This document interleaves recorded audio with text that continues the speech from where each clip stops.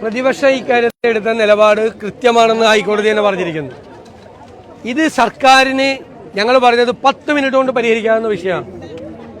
അത് പരിഹരിക്കാതെ മനഃപൂർവ്വം ഇത് വൈകിക്കാൻ വേണ്ടി ഗവൺമെന്റിന്റെ ഭാഗത്ത് നിന്ന് ശ്രമം നടത്തും. ഇത് അവരെ അവിടെ നിന്ന് ഇറക്കി വിടാൻ പാടില്ല എന്ന് കേരളം മുഴുവൻ ഒരുമിച്ച് പറഞ്ഞ അവർക്ക് അവിടെ ഒരു പെർമനന്റ് ആയിട്ടുള്ള ഡോക്യുമെന്റ് അവിടെ കൊടുക്കണം. അതാണ് എല്ലാവരും പറഞ്ഞിരിക്കുന്നത്.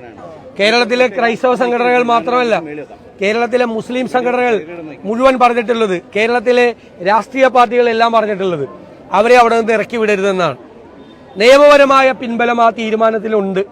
നേരത്തെ തന്നെ ഹൈക്കോടതി ഉൾപ്പെടെയുള്ള കോടതികളുടെ വിധിയുണ്ട്, ഇത് സംബന്ധിച്ച വിധിയുണ്ട്. അപ്പൊ ഗവൺമെന്റ് ചെയ്തത് എന്താ? ചില ആളുകൾ ചെയ്തത് ഇതിനെ സംഘർഷമാക്കി മാറ്റാൻ ശ്രമിച്ചു. രണ്ട് മതവിഭാഗങ്ങൾ തമ്മിലുള്ള സംഘർഷമാക്കി മാറ്റാൻ ശ്രമിച്ചു. വേറെ ചില ആളുകൾ ഡൽഹിയിൽ പാർലമെന്റിൽ വരുന്ന വഖഫ് ബില്ലും ഇതിനെ തമ്മിൽ ബന്ധപ്പെടുത്താൻ ശ്രമിച്ചു. അതിന്റെ എല്ലാം പുറകിൽ ദുരുദ്ദേശം ഉണ്ടായിരുന്നു, രണ്ട് മതവിഭാഗങ്ങൾ തമ്മിലുള്ള സംഘർഷം ഉണ്ടാക്കാൻ. ആ ആഗ്രഹക്കാർക്ക് കൊടപിടിച്ചു കൊടുക്കുകയാണ് കേരള സർക്കാർ ചെയ്തത്. മനഃപൂർവ്വം അത് വൈകിപ്പിച്ചു. പെട്ടെന്ന് തീരുമാനമെടുത്താൽ കാര്യങ്ങൾ തീർന്നു പോകും, അവർക്ക് പൂർണ്ണമായ സംരക്ഷണം കിട്ടും. അതിനുവേണ്ടി 10 മിനിറ്റ് കൊണ്ടെടുക്കേണ്ട തീരുമാനത്തെ വഖഫ് ബോർഡിനെ കൊണ്ട് കുഴപ്പമുണ്ടാക്കിച്ച്, പ്രശ്നമുണ്ടാക്കിച്ച് അത് നീട്ടിക്കൊണ്ടുപോയി. ഇപ്പൊ ഈ കമ്മീഷൻ വച്ച കാലാവധി ഇപ്പൊ എന്താ കോടതി പറഞ്ഞിരിക്കുന്നത്? വേണമെങ്കിൽ ട്രൈബ്യൂണലിൽ പോയാൽ പോരെ.